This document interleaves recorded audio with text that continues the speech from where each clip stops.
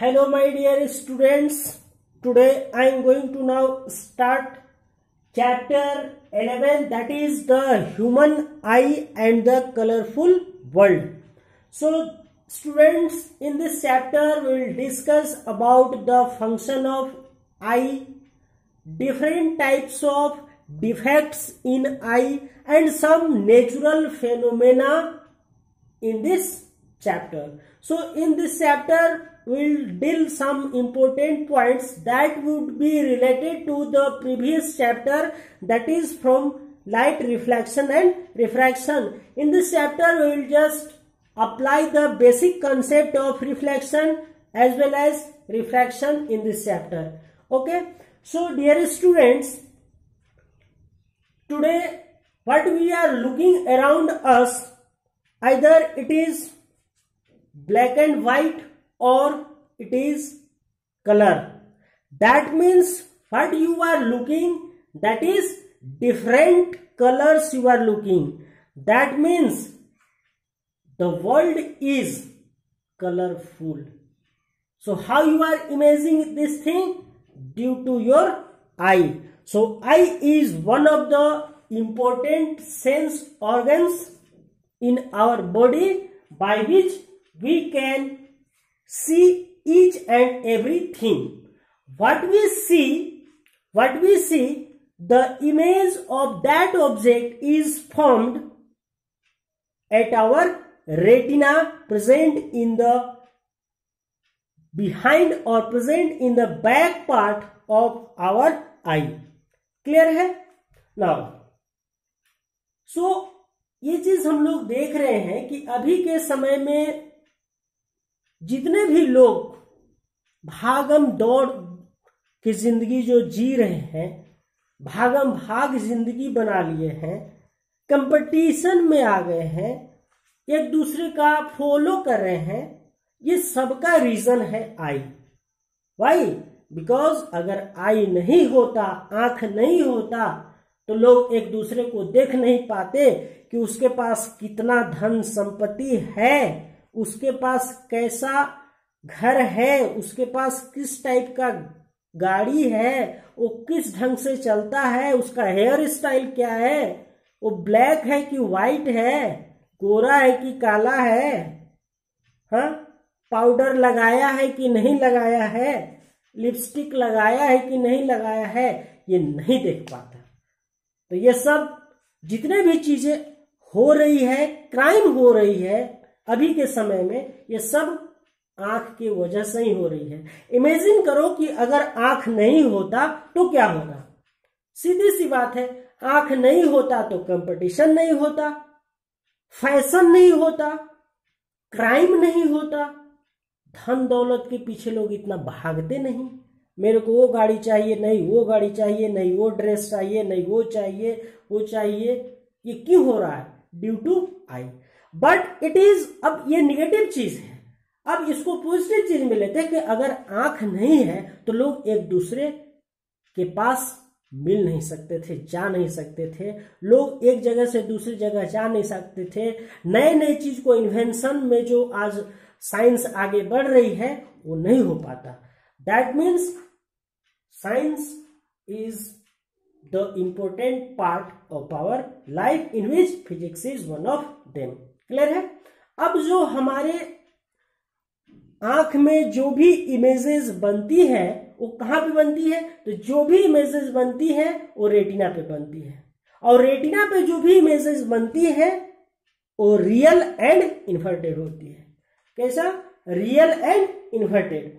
अब जो भी चीज हम लोग देखते हैं, लाइट हमारे आंख में इंटर करता है, और इंटर करने के बाद उस ऑब्जेक्ट का इमेज हमारे आंख में बनता है रेटिना पे, और वो रेटिना पर से जो एक ऑप्टिक नर्व है वो सीधे ब्रेन से जुड़ा हुआ है, और एक इलेक्ट्रिकल सिग्नल से, वो इलेक्ट्रिकल सिग्नल से आंख से ब्रेन में पहुंचता है, और ब्रेन उस चीज को आइडेंटिफाई करता है कि इसका कलर क्या है, ये कौन है, इसका स्वरूप क्या है, इसका शेप क्या है. क्लियर है? So this is the function और main purpose of our eye. Clear है? तो अब ये जो आई है, और द कलरफुल वर्ल्ड है, इसका एक हम नया नाम दे सकते हैं, इसका नाम है the crime part. Don't take it be in negative, but the crime part of our sensitive organs और the crime part of our body is known as eye. एक क्राइम पार्ट है। अब ये क्राइम किस तरह से करता है? पॉजिटिव वे में भी करता है, नेगेटिव वे में भी करता है। तो हमारे पास डिफरेंट टर्म्स है, पॉइंट्स है आई का, जो अभी हम यहाँ पे डिस्कस करने जा रहे हैं। तो हम लोग जैसा कि देख रहे हैं कि this is the figure of human eye in which this is known as optic nerve and this is known as retina. This is known as retina. Figure जो कहां पे बनता है? रेटिना पे बनता है। तो रेटिना पे फिगर कैसा बनता है? रियल एंड इन्वर्टेड बनता है। क्लियर है? ऑप्टिक नर्व क्या करता है? तो रेटिना पे जो भी फिगर बन रहा है, जो भी इमेज बन रहा है, उस ऑप्टिक नर्व के थ्रू एक इलेक्ट्रिकल सिग्नल क्रिएट होता है और उस इलेक्ट्रिकल सिग्नल से सीधे ब्रेन में जाता है और ब्रेन उस चीज को कलर बताता है कि इस कलर का है, शेप बताता है, साइज बताता है। क्लियर है? अब इसमें जो रेटिना और जो सामने का जो पोर्शन है दैट इज कॉल्ड पुपिल। सामने का जो front part of the eye is known as pupil, और जो ये सामने यहाँ पे जो नीचे में हम लोग देख रहे हैं दैट इज कॉल्ड कॉर्निया है, और ये जो लेंस है this is called crystalline lens. जो हम लोग आंख में देख रहे हैं लेंस, ब्लैक कलर का जो लेंस देख रहे हैं, उसके चारों तरफ क्या है? व्हाइट पार्ट है ना। तो जो ब्लैक कलर का जो सामने में है दैट इज कॉल्ड लेंस है, क्रिस्टलाइन लेंस है। और ट्राई टू अंडरस्टैंड, ये क्रिस्टलाइन लेंस एक ऐसा लेंस है जो कॉन्वेक्स लेंस की तरह काम करता है। राइट? नेक्स्ट है एक्वस ह्यूमर। तो एक्वस ह्यूमर क्या है? तो एक्वस ह्यूमर कॉर्निया और जो लेंस के बीच में एक जेली पार्ट है, जेली लिक्विड है, and that is known as aqueous humour. And pupil is the front part of crystalline lens. जैसा कि हम लोग देख रहे हैं पुपिल क्या है? Front part of the crystalline lens है। So students, we will discuss the different parts and the different important parts of the eye in this section, and note down on your copy each and every point. I'll discuss whenever it is important, then we will write down here, and then you have to note down on your copy after pausing the video. So note it, these all points we will discuss further again. Note it.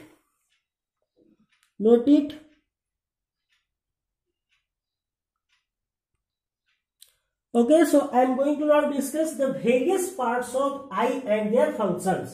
So various parts of eye start करते हैं retina से। Retina, optic nerve, vitreous humour. Vitreous humour क्या है? Vitreous humour is also liquid, jelly like liquid present in the large area between crystalline lens and retina. Vitreous humour, cornea, iris, pupil, aqueous humour, crystalline lens. These are the important parts of our eye or human eye. So now the various parts of eye and their functions we have written here. So first point is cornea. So it is a thin membrane through which light enters. It forms the transparent bulb on the front of eyeball, and most of the refraction occurs at the outer surface of the cornea.